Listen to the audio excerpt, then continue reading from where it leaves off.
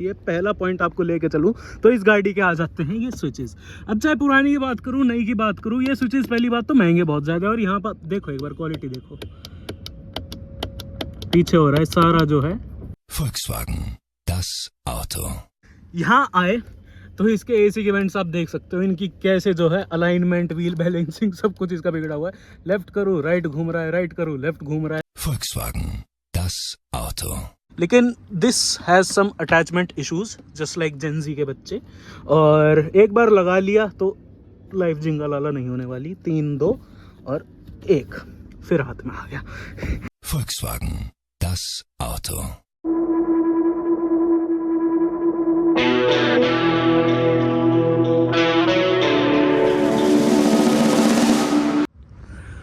नमस्कार जी, मैं शुभम सांगवान, स्वागत है सबका मेरे चैनल पर। आज अपनी Volkswagen Polo 1.6 के साथ आप सबके सामने बहुत समय बाद हाजिर हूँ मैं। देखो बीच में जानता हूँ वीडियोस में अपलोड नहीं कर पा रहा हूँ, बुरा मत माना करो, कुछ चीज़ों में अटके पड़े हैं। और कुछ ये है कि टाइम लग नहीं रहा, कुछ ये है कि आजकल ब्याह शादी का माहौल थोड़ा ज़्यादा हो रखा है, तो अंडरस्टैंडेबल, ठीक है जी। बाकी आज की जो वीडियो है ना, आज की वीडियो ऐसी है कि उसके अंदर ना जितने भी पोलो के ओनर्स है, चाहे पुरानी की बात करूँ नई की बात करूँ, सारे जो है रिलेट करेंगे। और कुछ उन लोगों के लिए भी ये वीडियोस जो कि पोलो लेना कंसीडर करना चाहते हैं।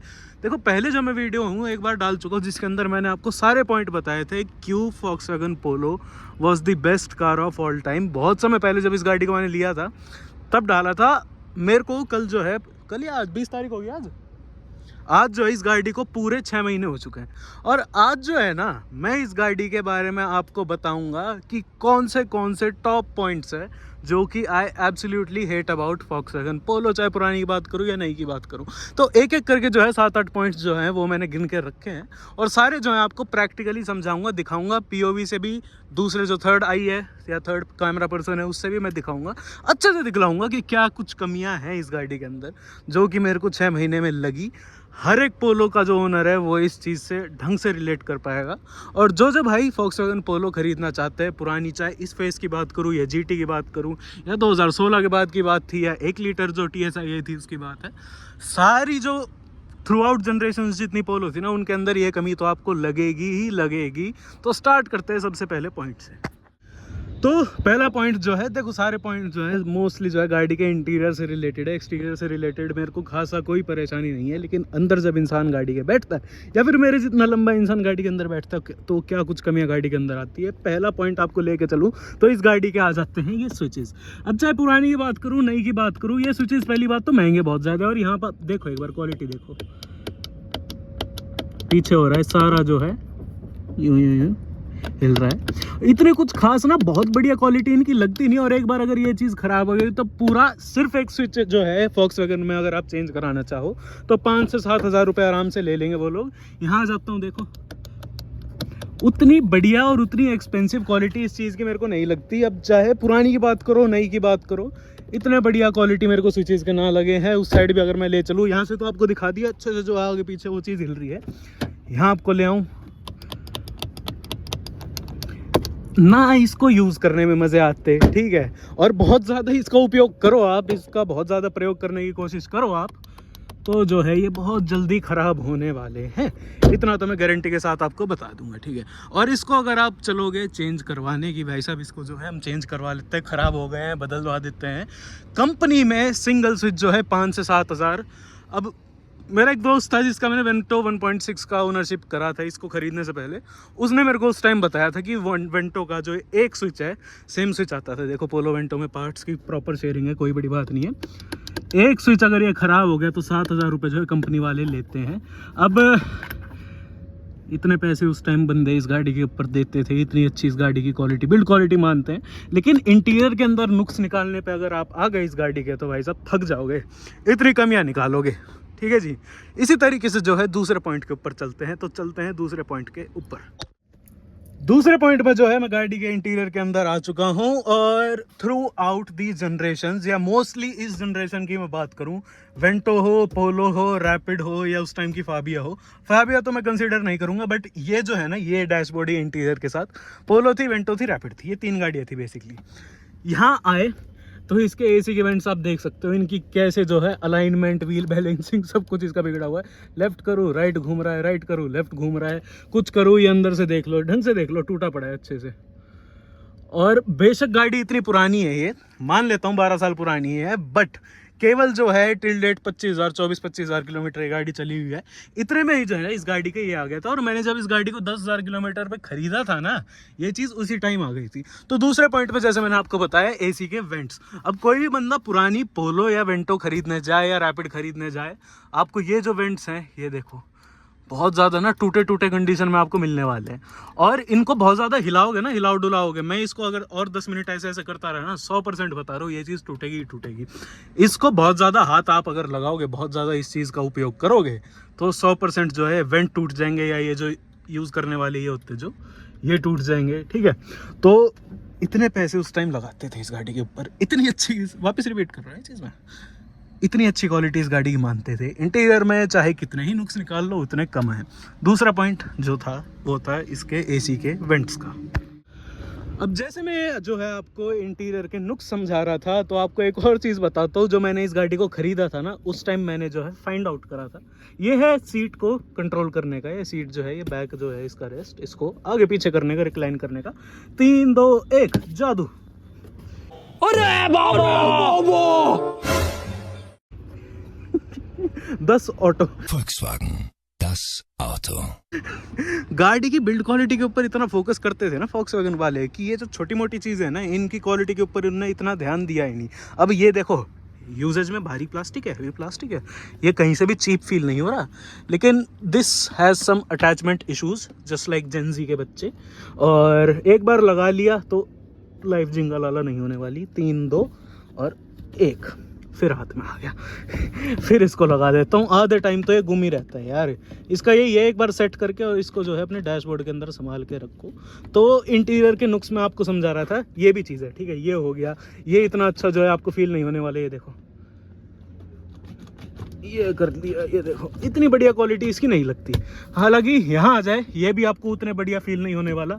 ना ही सीट जो है आगे पीछे एकदम स्मूथली ग्लाइड करती है, ना जी जोर लगाने पड़ते हैं अगर आपको सीटें एडजस्ट करनी है। मान लो मैं लंबा हूँ, मैंने ढंग से जो है सीटें रिक्लाइन कर रखी है। अब कोई छोटा बंदा या मेरी मम्मी आगे बैठे, तो उनको अगर सीट एडजस्ट करनी है, आगे पीछे करनी है, तो इतनी आसानी से जो है ना एडजस्ट मामला नहीं होने वाला है। आपको थोड़ी सी ज़्यादा मेहनत मशक्क़त करनी पड़ेगी। ऐसे जो है तीसरा पॉइंट मैं ऐड करता हूँ। अब चलते हैं चौथे पॉइंट के ऊपर। अब अगला पॉइंट जो है आपको ले चलता हूँ पोलो की स्पेस, जिसके अंदर मैं मानूंगा सबसे बड़ा ड्रॉबैक इस गाड़ी का, आप चाहे पुरानी खरीदो नहीं खरीदो, इसके जो कॉम्पिटिटर्स थे ना, वो भी इससे बेटर स्पेस जो है ऑफर करते थे। चाहे उस टाइम स्विफ्ट थी, बिल्कुल स्ट्रेट कॉम्पिटिटर नहीं थी, बट सेगमेंट थे, एक ही था। i20 थी, इससे थोड़ी सी बेटर स्पेस जो है आपको देती थी। पुंटो थी फिएट की, उसकी भी स्पेस जो अंदर से बहुत प्यारी थी। अब यहाँ बैठा हुआ हूँ ना मैं यूँ नहीं हूँ कि बिल्कुल ही रिलैक्स हो रखा हूँ, ऐसी बात नहीं है कि बहुत ज़्यादा रिलैक्स में हो रखा हूँ। इस मोड में हूँ कि मेरे को जो है चाहे लंबा चलूँ चाहे नॉर्मली गाड़ी को चलाऊँ, तो मेरे को थकान नहीं होने वाली। मैं अपने कंफर्ट जोन में हूँ। ऐसा नहीं है बिल्कुल भी लेटा रखी है, ऐसा नहीं है कि बिल्कुल ही मैंने चिपका रखी है। सीट जो है मेरी पूरी पीछे, इससे पीछे नहीं होने वाली। स्टेयरिंग जो है मैं ऐसे ही रखता हूँ, मेरा जो है यही स्वभाव है स्टेयरिंग का रखने का। अब मैं यहाँ हूँ ना, देख लो 6 फुट हाइट है मेरी, पहले बता रहा हूँ मैं आप लोगों को, ठीक है। अपने पीओवी से बता रहा हूँ, 6 महीने हो चुके हैं, 6 फुट का मैं बंदा हूँ। कोई लंबी हाइट का है, 6 भी मैं मानता हूँ आजकल एवरेज ही हाइट हो रखी है। कोई 6'2" का बंदा हो, 6'4" का बंदा हो, उसके पीओवी से बताऊँ, देखो 6 फीट एंड अबव हो ना आप, थोड़ा सा मैं बोलूँगा आपको दिक्कत होने वाली है। अब जैसे यहाँ दिक्कत है, कोई बात नहीं, गाड़ी मैं चला रहा हूँ, ठीक है, स्टीयरिंग मेरा हाथ में है, सब कुछ जो है मेरे कंट्रोल के अंदर है। अब आपको लगेगा कि बहुत ज़्यादा तो मैंने लेटा नहीं रखी सीट। बाहर निकल के आपको दिखाता हूँ सीट के हाल कैसे हैं। ये देख लो, आराम से पीओवी देख लो।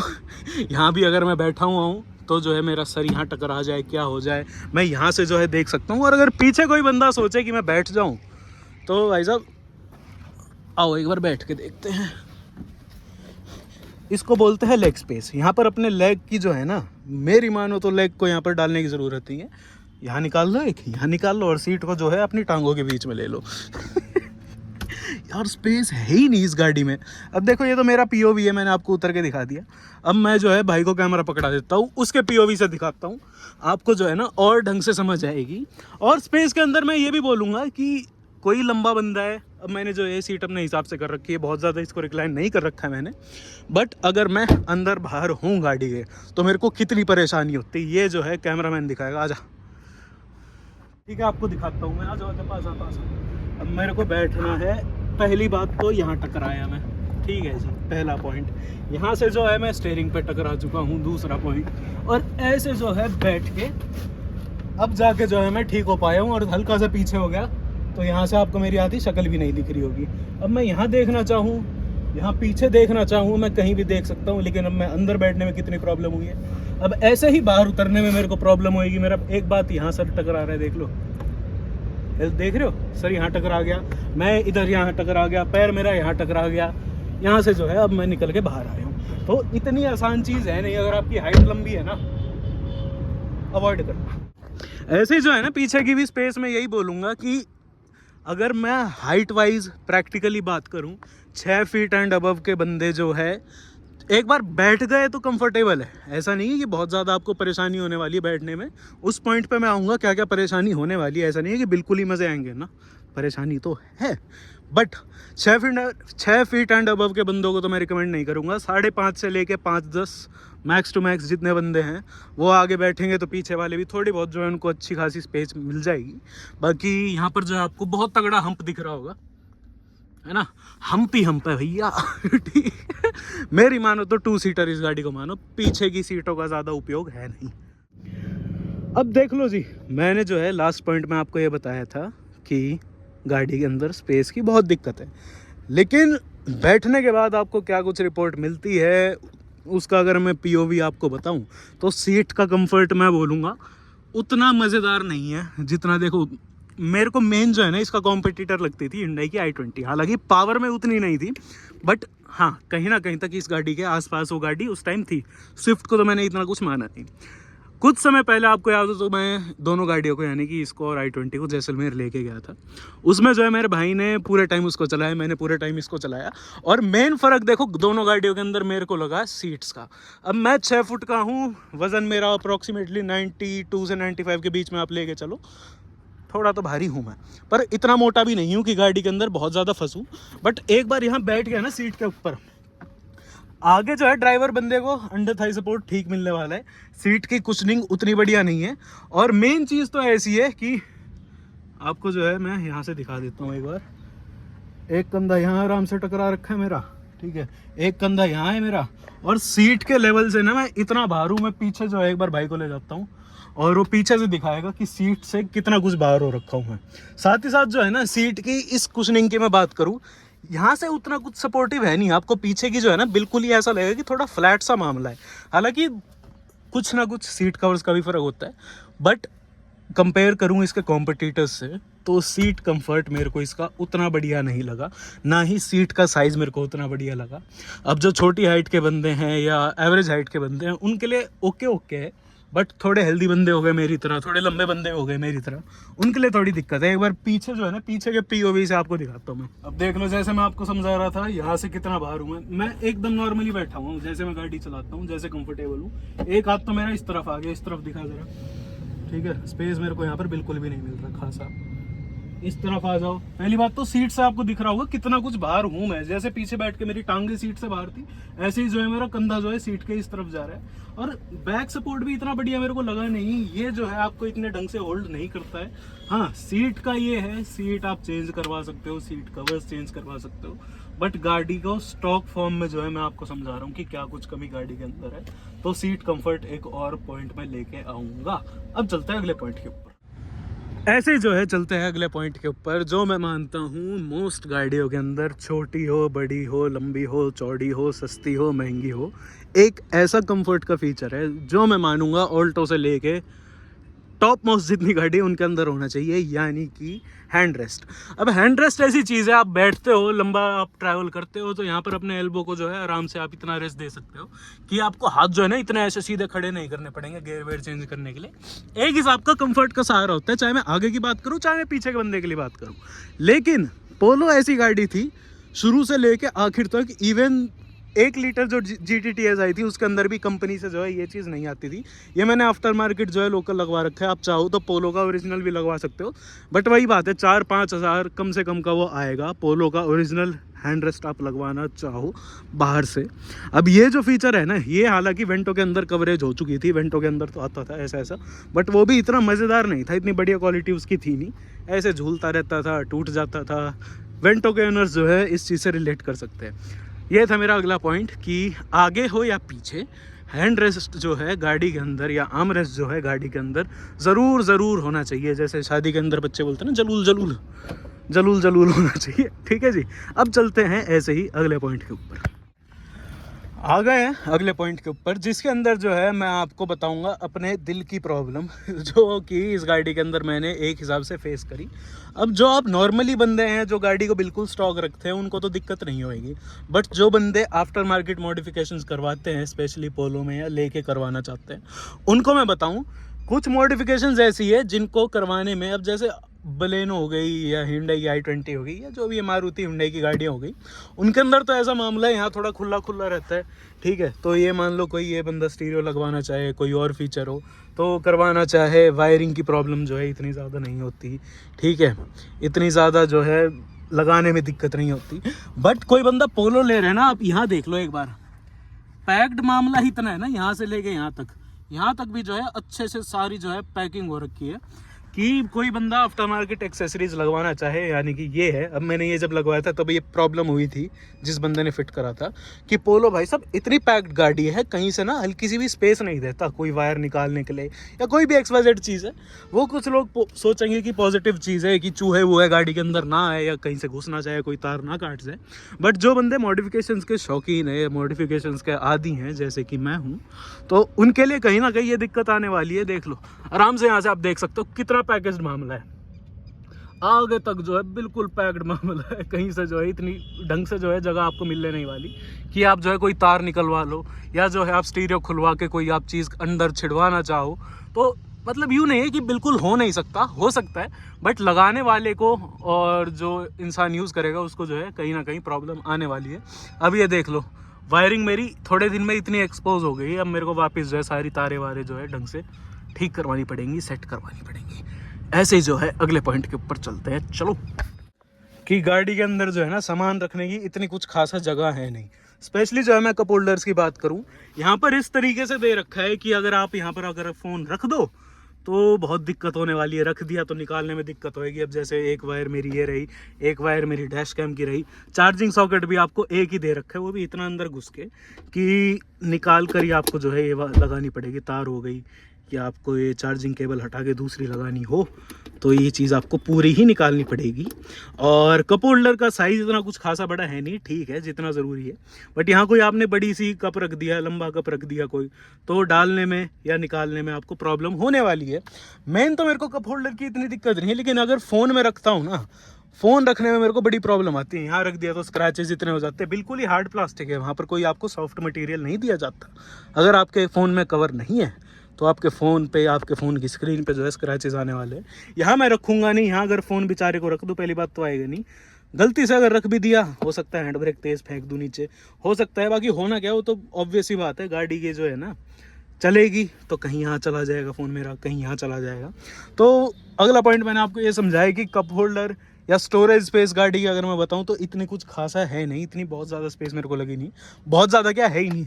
यहाँ एक बोतल रख लोगे, फिर आपके कपड़े से रखने का या जो भी ये सामान है ये नहीं रख पाओगे। वहाँ एक बोतल रख ली, एक कपड़ा रखा हुआ है, इससे ज़्यादा आप नहीं रख पाओगे। ठीक है, स्टोरेज स्पेस उतनी बढ़िया नहीं लगी। फ़ोन तो मैं बिल्कुल नहीं रख सकता, रख दिया तो एक बारी को भूलना ही पड़ेगा मेरे को कि मेरे पास फ़ोन भी है, क्योंकि मेरी आदत है गाना वाना चेंज करने की, बीच में थोड़ा बहुत जो है एक बार फ़ोन उठा लेता हूँ मैं, किसी का फ़ोन आ गया, कोई टेक्स्ट मैसेज आ गया। बाकी ड्राइविंग के टाइम तो इतना कुछ ध्यान नहीं देता, बट वैसे बता रहा हूँ बेसिकली मैं बैठा हूँ तो थोड़ी सी होती है दिक्कत। अब i20 थी, एलीट थी, उसके अंदर यहीं पर था सब कुछ। ठीक है, थोड़ा सा चौड़ा था, हैंड ब्रेक थोड़ा कोने में था, यहाँ पर जो है आपको वो मिल गए थे। और यहाँ भी नहीं दे पाए, थोड़ा यहाँ दे देते कप होल्डर, कोई कप होल्डर आप यहाँ दे देते, कोई ऐसी जगह दे देते कि भाई साहब फ़ोन को जो है मैं सेफली आराम से रख पाऊँ, बट नहीं दिया इन्होंने। अगले पॉइंट के ऊपर मैं आ चुका हूँ जो कि मैं मारूंगा। एक बार जो है पोलो 1.2 GT का मैंने एक रिव्यू करा था जिसके अंदर मैंने बोला था कि ORVM ना बड़े छोटे लगते हैं इस गाड़ी के। हाँ, ये भी मैंने बोला था उसके अंदर कि गाड़ी भी कुछ खासा बड़ी है नहीं, बट ORVM देखो, अगर गाड़ी को आप ओवरऑल देखो तो ORVM का साइज आपको लगेगा ठीक, बट डेली आप इस गाड़ी को चलाने वाले हो ना, तो ORVM का स्पेशली जो है ड्राइवर साइड आपको यूँ लगने वाला है कि ब्लाइंड स्पॉट एक्चुअल में बहुत ज़्यादा क्रिएट करता है। वहाँ की बात नहीं कर रहा, शीशे के अंदर बात कर रहा हूँ। अब यहाँ पर आपको कवरेज के लिए जो है एक वो गोल गोल सा आता है ब्लाइंड स्पॉट का शीशा, वो आपको उस कोने में लगाना पड़ेगा। पर ये शीशा ही इतना छोटा है कि आपने उसको लगा दिया तो बाकी का आधा जो है वो ख़त्म हो जाएगा शीशा। तो आपको ये भी ध्यान में रखना पड़ेगा, ORVM एक्चुअल में जो है बहुत छोटा है, आप गाड़ी को आराम से चलाओगे तो गाड़ी जो है ना थोड़ी सी आपको पीछे जो है देखने की जगह देती है। अब ये है कि अगर आपकी हाइट लंबी है तो यहाँ के साथ साथ जो है ना आप मुड़ के इधर भी देख सकते हो, यहाँ से जो है आपको गाड़ी दिख जाएगी। जो आपको यहाँ नहीं दिख रही ना वो आपको गाड़ी यहाँ से दिख जाएगी, पर यहाँ मुड़ोगे इतने में आगे कोई गाड़ी आ गई फिर, है ना जी, सोचने की बात है ना। तो एक मैं मानूंगा बहुत तगड़ा नेगेटिव इस चीज़ को मानूंगा ओवरऑल जो 6 महीने में मैंने Volkswagen पोलो के अंदर देखा। अब जैसे वीडियो के शुरू में मैंने बोला था, इस वीडियो के अंदर जितने भी Polo owners, Vento owners, Rapid owners जितने हैं, बेसिकली पोलो ओनर्स, वो बहुत ज़्यादा रिलेट करने वाले हैं। ठीक है जी, अगला पॉइंट मैंने आपको बता दिया ये जो था ORVMs का। अब गाड़ी देखो छोटी सी है, मेरी बिल्कुल प्यारी सी नन्ही सी गाड़ी है, उस हिसाब से आपको लगेगा ORVM है ठीक, क्योंकि और ज़्यादा बड़े कर दिए, लंबे कर दिए, तो हो सकता है डेली मतलब गाड़ी चलाने में या शहर में चलाने में आपको उतना कुछ खासा शीशे का आइडिया ना बैठे।